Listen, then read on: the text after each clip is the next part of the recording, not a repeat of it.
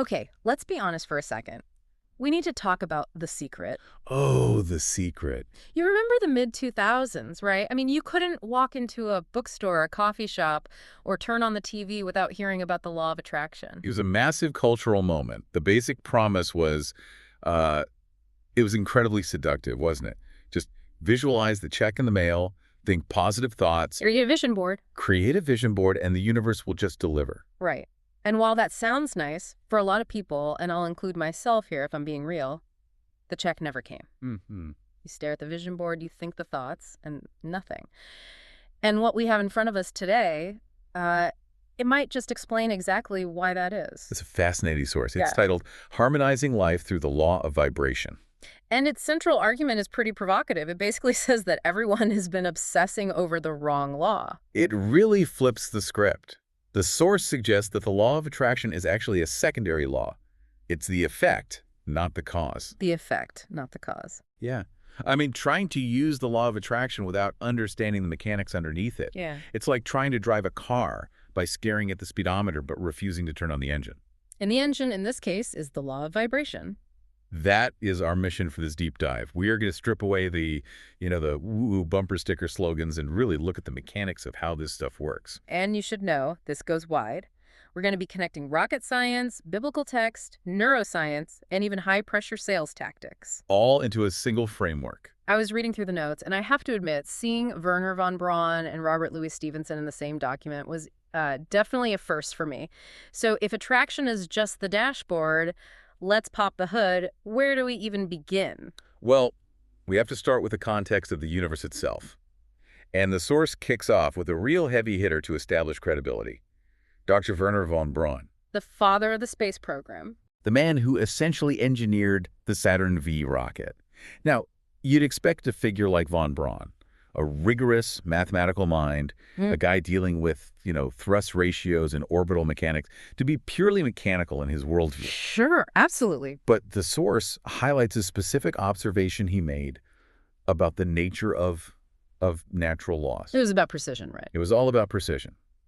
Von Braun pointed out that the natural laws of the universe are so devastatingly precise. I mean, how precise are we talking? We're talking precise enough that we can build a spaceship, launch it towards the moon, which remember is a moving target flying at thousands of miles an hour, and we can time the landing within a fraction of a second. Yeah, it is wild when you actually stop to think about it. We aren't just throwing darts in the dark. It's like clockwork. It is. If those laws were even slightly off, the astronauts would have just drifted into deep space. And that precision led von Braun to a conclusion that it really bridges the gap between science and spirituality in a way we don't often see. He said these laws are so consistent, so reliable, that they must be God's modus operandi. Modus operandi, the method of operation. Exactly. He viewed science as the study of the effect, how things happen, and religion as the study of the cause. The why behind it all. The why. He didn't see them as enemies at all. He saw them as two sides of the very same coin. Which is a really refreshing take, given how, antagonistic those two fields usually are. But why does this matter for us sitting here today? I mean, I'm not building a rocket. Well, because if there are precise laws governing the orbit of the moon and the trajectory of a rocket, the implication is that there are precise laws governing us. Okay. Our bodies, our minds, our failures, and our successes. We aren't exempt from the architecture of the universe. We don't get a pass on gravity just because we're people, and the source argues we don't get a pass on the law of vibration either. Okay, so let's define this law then. The source says, everything moves, nothing rests. But I have to play devil's advocate here. I'm looking at the table in front of us. It looks pretty solid. It definitely doesn't look like it's moving. And that's the grand illusion of our senses, isn't it? We trust our eyes, but our eyes are so limited. If we took a high-powered electron microscope to that table, what would we see? Not wood. Not wood. We'd see molecules dancing. We'd see atoms with electrons spinning around a nucleus at just incredible speeds. The table only appears solid because of the frequency at which it's vibrating. So the only difference between the table, the air in this room, and me is just the speed of the dance, the frequency. Essentially, yes. Everything, leaves, trees, concrete, your clothes, your body, it's all just energy manifesting at different rates of vibration. The source calls it an ocean of motion. We are literally swimming in energy. Okay, I can grasp that on a physics level, but the source takes a sharp turn here, right into biology. It describes the human brain in a way that I found really, really interesting. It calls it an electronic switching station. That's a crucial distinction. A lot of people conflate the mind with the brain, but the source argues they're completely different. It says, your brain does not think. You think with your brain. So the brain is the hardware and the mind is the operator. Precisely. When you have a thought, you are the operator, flipping a switch at that station. That thought activates specific brain cells. And when those cells activate, they set up a vibration in your body. And that vibration is what we call action or movement. Yes. And to really hammer this home, the source uses a clinical example, a stroke victim. This was the part that really clicked for me. It took it from, abstract theory to stark medical reality. So just think about what happens during a stroke. Blood flow gets cut off to a specific group of brain cells. And those cells die. They die. Now, look at the patient's arm or leg that was controlled by those cells. Physically, the arm is fine, the muscles are there, the bones are intact, the nerves are connected, but the patient can't move it. Why? Because the switching station is broken, the operator can't flip the switch. Right, the vibration, the signal, it cannot be sent. Movement is impossible without that vibrational signal from the brain. The source uses this to prove that everything we do, every single action we take, is the result of a vibration that was initiated by the mind. So, if I'm following the logic here, a thought triggers brain cells. Brain cells trigger a vibration, and that vibration triggers action. And action triggers results. This is why the source claims that if you want to change your health, your wealth, or your relationships, you have to go all the way back up the chain. You can't just force a different result. You have to change the vibration first. Okay, but here's the practical problem. I can't see my own molecules vibrating. I don't walk around with an oscilloscope strapped to my chest. So how do I know what vibration I'm even in? You have a built-in sensor. It's called feeling. Feeling. Yeah. The source offers a very technical definition for a word we use so loosely. It defines feeling as your conscious awareness of the vibration you're in. Wait, so when I say I feel anxious or I feel excited, I'm not just describing an emotion. I'm literally reading my own dashboard. You are reading your frequency. If a person says, I don't feel well, what they're really saying, chemically and energetically, is, I am in a negative vibration. If they say, I feel wonderful, they're in a positive vibration. It's a direct feedback loop. This actually explains so much about social dynamics. You know that feeling when you walk into a room or you meet someone for the first time and you instantly just kind of recoil? Oh, yeah. Like you just don't want to be near them? That's vibrational dissonance. It's a clash. If you are vibrating at a high positive frequency and you encounter someone in a low negative one, it's physically uncomfortable. It's like hearing two instruments playing in different keys. You want to get away to preserve your own harmony. But then what about the old saying, misery loves company? Because logically, if I'm miserable, shouldn't I want to be around happy people to cheer me up? Logically, yes. Energetically, no. The source actually explains the physics behind that idiom. If you are miserable, you're in a low vibration. When you meet someone else who is also miserable, you resonate. You're on the same frequency. You're on the same frequency. You are, metaphorically speaking, listening to the same sad song. It feels comfortable because it validates your current state. So we actually seek out people who match our frequency, even if that frequency is terrible for us. That explains so many bad relationships. We seek resonance. And the source contrasts this with nature. Have you ever noticed how walking in the woods or just sitting by the ocean almost always makes you feel better? Instantly. It's like a reset button. That's because nature's vibration is described as perfect. It doesn't have anxiety. It doesn't have doubt. When you step into that environment, your body naturally tries to harmonize with that stronger, purer vibration. You're tuning yourself. Okay, so we've established that feelings are the metric for vibration.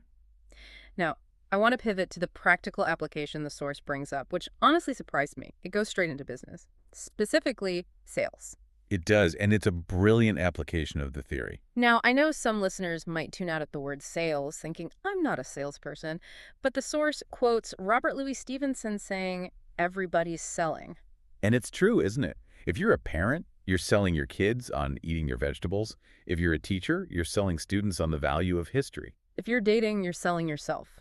We're always trying to move an idea from our mind to someone else's. So how does the law of vibration change how we sell? It changes the preposition. Most people think selling is doing something to someone. convincing them, pressuring them, overcoming their objections. Which feels gross, frankly. That's the whole used car salesman stereotype. It feels gross because it's a violation. The professional, the one who understands these laws, knows that selling is doing something for someone. But to do that, you have to master what the source calls the empathy-ego balance. Define that for us. It's the ability to mentally disengage from your own vibration, your quota, your need to be right, your anxiety about the deal, and tune entirely into the other person's frequency. You have to literally see the world through their eyes. So if I'm pitching an idea to my boss and I'm all stressed out about whether they'll say yes, I'm focused on my vibration. Exactly. You're just broadcasting static. You aren't connecting. And the source is very clear on this. If you don't match their vibration first, you cannot lead them anywhere. It's like trying to guide a ship into port without first throwing them a line. That's a perfect analogy. You have to connect before you can direct. This goes back to the misery loves company idea, but used positively. If you want to lift someone up, you can't just stand on the mountain and yell down at them. You have to go down to where they are, connect, and then climb up together. That is the definition of leadership in this context. Empathy is a vibrational act. If you can't feel what they feel, you simply can't move them. But there's a trap here, and this is the part of the source material that gets a little scary. It talks about what happens when our vibration gets hijacked by fear. Yeah, this is the critical warning label in the package. The source outlines a very specific chain reaction that leads to negative outcomes. And it starts with ignorance. Ignorance, meaning just not knowing. Not knowing the rules, not understanding the law. When you are ignorant of the cause of things, when you don't know why things are happening, you develop doubt and worry. You don't know if things will work out. You feel vulnerable. And doubt and worry eventually internalize into fear. Correct. And here is where the law of vibration kicks in with a vengeance. Fear is a very strong, very highly charged negative vibration. And since we attract what we are in vibration with, we attract what we fear. The source quotes the biblical figure Job for this. Lo, the thing I fear is come to visit upon me. That's terrifying, actually. It's a self-fulfilling prophecy on a cosmic scale. It is. If you are vibrating with intense worry about losing your job or your partner leaving you or getting sick, you are essentially setting up a homing beacon for that exact event. You are harmonizing with the bad result. So how do we break the chain? If ignorance starts the fire, what puts it out? The source goes back to biblical wisdom, quoting Solomon. In all you're getting, get understanding. Understand. It's the antidote to ignorance. When you understand the laws, when you understand that you control your vibration, not the external world, you don't have to doubt. You don't have to worry because you know how the machine works. And if you remove the worry, you remove the fear. It sounds almost too simple, though. Just understand and you won't be afraid. But let's be real. We live in a stressful world. People cut us off in traffic, emails pile up, things go wrong. It's hard to just choose a positive vibration when reality is punching you in the face. It is hard. It's the hardest work there is. But this is where the source brings in perhaps the most powerful example in the whole text to show that it's possible. Viktor Frankl, the author of Man's Search for Meaning. A psychiatrist who survived the Nazi concentration camps. I mean, if anyone in history had a valid reason to be in a negative vibration, to be consumed by fear and hate, it was him. He was starving, tortured, surrounded by death every single day. But he found a loophole. He did. He discovered that even in those conditions, there was something they couldn't take from him. He said that between the stimulus, what happens to you, and your response, there is a space. Space. It might just be a fraction of a second. But in that tiny gap, you have the ultimate freedom. You have the power to choose. Are you going to react, which is usually an automatic, animalistic, emotional reflex? Or are you going to respond? So reacting is letting the outside world dictate your vibration. But responding is choosing your own. Precisely. And that choice determines everything. It determines whether you become a victim of the circumstance or the master of it. The source actually gives a really specific exercise to practice this. I want to walk through it step by step because I think this is where the rubber meets the road. Yeah. It's about dealing with the energy vampires, the complainers. We all know them, the people who just dump negativity all over you. Right. So, step one, do not join their vibration. Do not agree with the complaints. Which is incredibly hard. Social pressure makes us want to just nod and say, yeah, the weather is awful, or yeah, the boss is a jerk. It feels polite, but you have to hold your ground. Step two, start changing the subject, but not just to random trivia. You have to pivot to something good about them. This is the jujitsu move. You aren't ignoring them, you're redirecting the energy. You're shifting the spotlight. Step three, Offer a sincere, merited compliment. And the source puts a huge warning here in all caps. No flattery. Flattery is a lie. And remember, people can feel vibrations. If you lie, they will feel the dissonance. It has to be genuine. Find one thing. I really admire how you handled that difficult client, or you are always so organized, or even, that is a great tie. And step 4, watch what happens. It's fascinating. You've interrupted their pattern. You refused to resonate with the negativity, and instead you offered a higher frequency gratitude, admiration. It is structurally very difficult for someone to keep complaining when they are being genuinely complimented. You're essentially pulling them up to your level. Instead of letting them drag you down to theirs. Exactly. And the ultimate trick, the source says, is learning to do this to yourself. That's the masterclass. When you catch yourself spiraling or complaining or feeling that not well vibration, that is the moment to find that space Viktor Frankl talked about. Can you interrupt your own pattern? Can you find something to be grateful for and shift your own frequency? Right, because if you don't, you're just setting that homing beacon for more misery. Exactly. You are the generator. You are the operator at the switching station. No one else can flip that switch but you.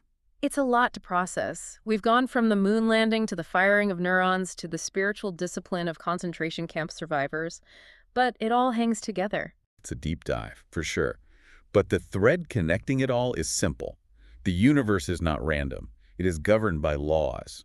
And we learned that the law of attraction is just the byproduct. The real engine is vibration. We learned that our feelings are not just moods.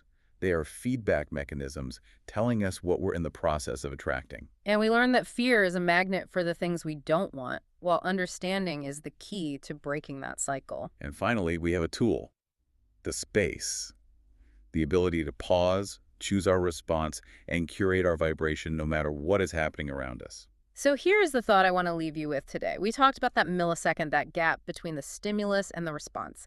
The next time you get a rude email or someone cuts you off in traffic or you spill your coffee on your white shirt, can you find it? Can you find the space? Can you find that tiny window and choose your vibration before the world chooses it for you? Give it a try. You might be surprised at what you attract. Thanks for diving in with us. See you next time.